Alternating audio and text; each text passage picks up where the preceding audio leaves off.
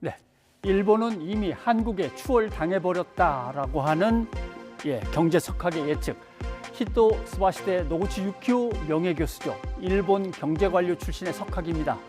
자, 그 근거를 뭘로 되는지 한번 보겠습니다. 근거.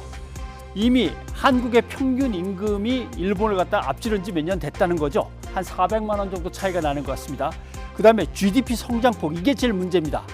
한국은 2000년부터 따진다면 280%가 넘는데 일본의 성장폭은 3%밖에 안 된다라고 하는 거죠. 이 결과 세계 경쟁력 순위가 달라졌다는 겁니다. 보실까요? 2021년은 23위 대 31위, 우리가 8칸 정도 앞서 있는데 1995년을 비교하면은 우리가 엄청나게 뒤져 있었습니다. 또 다음 걸 한번 잠깐 보시죠. 국가 신용등급도 완전히 달라져 버렸죠. 지금 우리가 AA고 저쪽은 A+. 그러나 1990년에는 우리가 4단계나 뒤져 있었습니다. 그 밖에 여러 가지가 있는데 아무튼 IT 정보통신 디지털에서 우리가 일본을 앞서가고 있기 때문에 이게 일본에게 가장 큰 위험 요인이다라고 하는 겁니다. 오늘자 일본 언론 보도도 한번 보시겠습니다. 니혼게이자이 신문이 같은 얘기입니다. 2027년이면 한국이 일본을 완전하게 추월할 것이다 라고 하는 겁니다.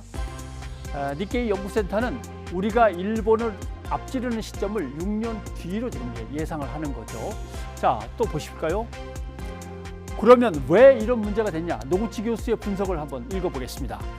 위기가 생겼을 때 한국은 도전적으로 뭔가 도전해가는 사람들을 계속 지원했지만 일본은 어떻게든 환율을 살짝 조정해가지고 손실을 갖다가 막는 거에서 끝났다. 그리고 괜히 쓸데없이 땅 파고 하면서 내수 경기 부양시킨다고 항만을 만들고 다리 만들고 하는 걸로 끝났다. 이래걸 안 된다는 거, 근본적인 경쟁력을 높였어야 하는데 하는 겁니다. 자, 하지만 우리로서는 이거에 만족할 수는 없습니다. 아직은 갈 길이 멀고요. 우리도 아직 배가 고픕니다. 어떤 점에서 그런가 한번 보겠습니다. 일본하고 우리는 경제 규모가 다릅니다. 워낙 체급에서 차이가 난다고 할 수밖에 없는 거죠. 그 다음에 환율에서 두 나라의 화폐가 가치가 다릅니다. 왜냐하면 북한의 리스크라든가 이런 게 뻥 터져버리면 우리 원화는 불안한 자산이지만 일본의 엔화는 미국과 함께 언제나 안전자산으로 남아있기 때문에 두 나라의 뭔가 질적 차이가 좀 있습니다. 그 다음에 기초과학의 수준, 노벨상 타는 거 보셨죠? 일본 노벨상과 한국의 노벨상 없는 거 비교해 보시면 금방 아실 거고, 우리가 아직도 극복 못하고 있는 소재, 부품, 장비의 문제도 있고, 그 다음에 일본은 고령화가 이미 거의 이제 막바지에 왔습니다. 겪을 만큼 겪었는데 우리는 이제 시작입니다. 이것도 상당히 불안 요인이죠. 변상욱의 앵커 리포트였습니다.